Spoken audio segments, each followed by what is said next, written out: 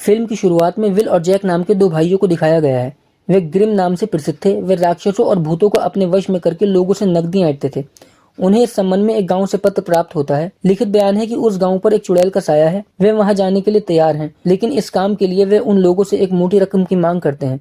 गांव में एक झोपड़ी थी जहां पर चुड़ैल का अक्सर आना जाना रहता था।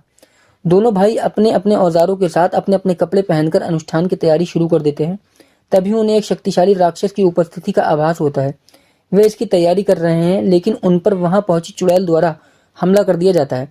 स्वयं को निडर रखते हुए वे इसका सामना करना शुरू कर देते हैं, लेकिन वह चुड़ैल इतनी शक्तिशाली थी कि उन दोनों को अपने बस में कर लेती है और उन्हें मोहित कर लेती है। इसका मतलब यह है कि उन पर नियंत्रण रखता है और उन्हें एक दूसरे को खत्म करने का आदेश देता है। लेकिन ये देखा गया है कि दोनों चुड़ैल को धुएं में बदल देते हैं, खुद को उससे मुक्त कर लेते हैं और फिर यह खत्म हो जाता है और गायब हो जाता है। लेकिन इसके बाद पता चला कि यह सिर्फ एक नाटकीय हिस्सा था। वे मनगढ़ंत बातें बना रहे थे। वे अपने कलाकारों और राक्षसों को चुड़ैलों की वेशभूषा पहनाते हैं और वे धोखा देते हैं, जैसे उन्होंने चुड़ैल को भगा दिया है।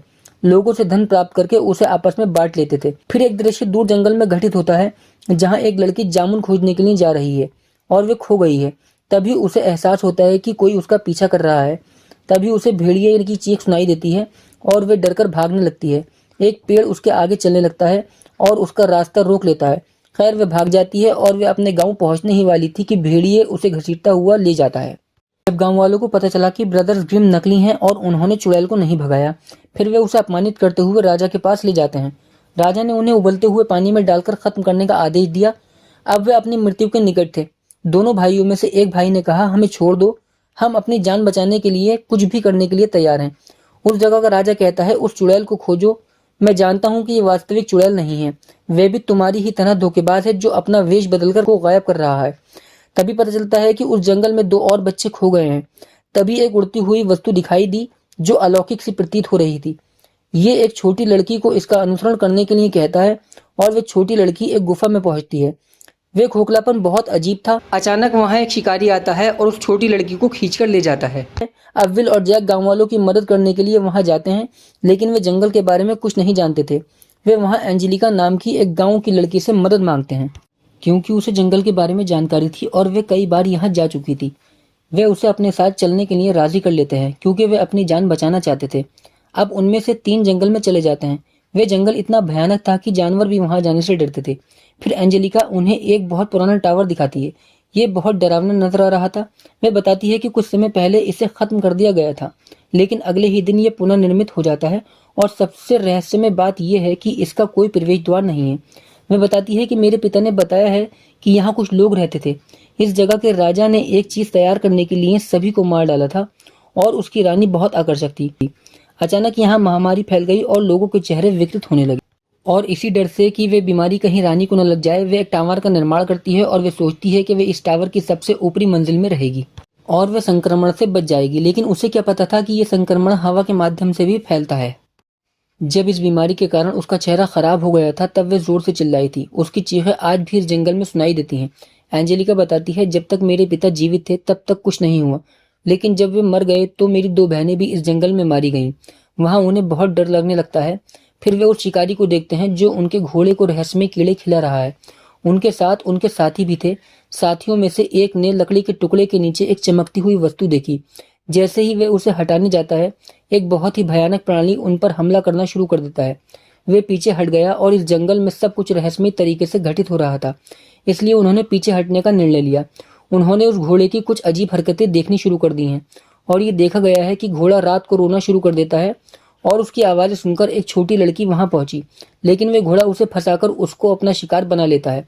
वह छोटी लड़की चिल्लाती है और सभी लोग उसके पीछे जाते हैं, लेकिन जंगल के चलते पेड़ उन्हें रास्ते में रोक देते हैं और वे पेड़ अपने बीच में से एक आदमी को निकाल देते हैं, जबकि एक व्यक्ति को खा जाते हैं। फिर देखा जाता है कि वही भेड़िया एंजेलिका के सामने आता है। वह सोचती है कि ये वही भेड़िया है जिसने उसके पिता की जान ली है। वह अपने पिता का बदला लेना चाहती थी, इसलिए वह उस भेड़िए पर हमला करना शुरू कर देती है। लेकिन जब भेड़िया विनम्रता पूर्वक उसकी ओर बढ़ता है तो वह रुक जाती है। भेड़िया भी उस पर हमला नहीं करता है। चौंककर वे जांच करने के लिए उसके पास जाती है। उसकी आंखों में गौर से देखते हुए वे पहचान जाती है कि वे उसके पिता हैं। उसका पूरा परिवार शापित था। इसके विपरीत जैक कह रहा है, किसी तरह एंजेलिका इस टावर से संबंधित है। वह मानता है कि पुराने समय की रानी टावर में मौजूद हो सकती है। जैक एंजेलिका की मदद करना चाहता है, जबकि वह अभिशाप में उलझी अपनी बहनों की खोज कर रही है, क्योंकि वह उससे प्यार करता था। लेकिन उसने सोचा हो सकता है कि उसके मन में विल के लिए भावनाएं हों, इसलिए वह क्रोध में अकेला ही उनकी खोज में निकल पड़ता है। वह कहता है कि मैं उस रानी को खोज लूंगा और मुझे पता चल जाएगा कि इसका कारण क्या है। विल भी उसके पीछे जाता है। अब ये देखा गया है कि एक गांव की छोटी लड़की कुएं से पानी भर रही है। एक पक्षी कुएं में डूब गया है। वह उसे कुएं से बाहर खींचकर बचाती है। फिर वह अपने पंख फड़फड़ाने लगता है और उस छोटी बच्ची पर कीचड़ छिड़कने लगता है। ये देखा गया कि उसका पूरा मुंह कीचड़ से सना हुआ है और पड़ी हुई मिट्टी से एक नया जीव बन जाता है, जो उस छोटी लड़की का अनुसरण करना शुरू कर देता है। गांव वालों ने उस पर बंदूकें चलाई, लेकिन कोई फायदा नहीं हुआ। एंजेलिका भी वहां पहुंचती है और उसे रोकती है, लेकिन वह नहीं रुकता और कुएं में कूद जाता है, जिससे वह बच्चा भी उसमें समा जाता है।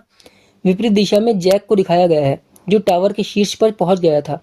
उसने देखा कि वहां 12 तहखाने हैं। वे एक दरवाजे से प्रवेश करता है। ये एक निर्जन स्थान है, जहां रहस्यमय नोटों के साथ कुछ रेखाचित्र भी देखे जा सकते हैं। सबसे चौंकाने वाला तथ्य ये था कि जब उसने बिस्तर पर देखा तो रानी, जो कि बूढ़ी हो चुकी थी, अभी भी वहीं लेटी हुई थी। अब विल की नजर स्टोर के पूल में डूबी हुई एक छोटी लड़की पर पड़ती है।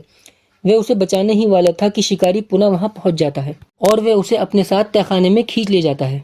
वह उसे मंत्रमुक्त करते हुए कैद कर लेता है। फिर वह दरवाजा बंद कर देता है। विल इसे खोलने का प्रयास करता है, लेकिन इसके बीच झगड़ा होता है। रानी वहां सब कुछ जानती है और वह अपने जादू के माध्यम से विल को नियंत्रण करना शुरू कर देती है। वह उससे छूटने के बाद टावर से कूद जाता है और वह सीधे शिकारी पर गिरता है। अब वह छोटी लड़की को लेकर चला जाता है। वह अभी भी बेहोश थी। देखते ही देखते एक बूढ़ी औरत एक अनजान भाषा बोलने लगती है। जैक सोचता है वह रानी अपने जादू के कारण अभी भी जीवित है, लेकिन वह युवा में परिवर्तित नहीं हुई थी, क्योंकि उसे 12 युवतियों की बलि देनी पड़ेगी। उसने 11 युवा लड़कियों की हत्या कर दी थी और उन पर अपना प्रभाव जमा लिया था, और वह छोटी लड़की उसकी 12वीं शिकार थी। जब उस राज्य के राजा को यह खबर मिलती है तो वह सोचता है कि जैक और गिल फिर से कोई कहानी बना रहे हैं। वह आदेश देता है कि पूरे जंगल में आग लगाते हुए उन्हें जंगल में जला दिया जाता है, लेकिन एंजेलिका दोनों को मौके पर ही बचा लेती है। भागते समय रास्ते में एक पेड़ दिखाई देता है और वे अलग हो गए हैं। तभी एक भेड़िया एंजेलिका के सामने आ जाता है और वे शिकारी में बदल जाता है।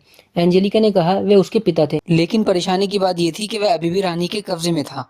इसलिए वह एंजेलिका को खत्म करने के लिए आगे बढ़ता है, लेकिन जैक तुरंत एंजेलिका को बचा लेता है। वह असमंजस में पड़कर पास के तालाब में गिर जाती है, लेकिन उस शिकारी के पास रानी का जादू दूसरों पर भी चलाने की शक्ति थी। उसके पास एक जादुई अंगूठी थी। वह एंजेलिका को मोहित करके उस पूल में फेंक देता है। वह समझ जाता है कि रानी अब उसकी जान लेने जा रही है। शिकारी भाग जाता है, लेकिन थोड़ी देर बाद एंजेलिका उस स्टोर के पास उसी पुल में दिखाई देती है जिसमें वो छोटी बच्ची दिखाई दी थी। अब शिकारी भी उसे तहखाने में कैद कर देता है। उधर रानी को पता चल जाता है कि जंगल में आग लगी हुई है। वह जंगल में सांस लेती है, जिससे कि पूरे जंगल की आग बुझ जाती है। राजा को अभी भी यकीन नहीं हो रहा था कि इस घटना के पीछे कोई चुड़ैल या राक्षस हो सकता है। वह सोच रहा था कि इस सब के पीछे अभी भी वो 2 भाई शामिल हैं। अब उसने निर्णय लिया है कि वह स्वयं ही उन्हें पकड़ेगा, लेकिन उसके साथ उसके सारे आदमी डरकर भाग गए थे। 1 या 2 आदमी ही उसके साथ रह जाते हैं। दूसरी ओर दोनों भाई एंजेलिका को बचाने के लिए संघर्ष कर रहे थे, लेकिन राजा और उसके सेवक वहां पहुंचे। राजा उन दोनों का अंत करने के लिए यहाँ आए थे, लेकिन उसका सेवक एक सीमा तक बुद्धिमान था। वह जानता था कि राजा गलत कर रहा है, इसलिए वे दोनों भाइयों के वहां आने के पक्ष में था।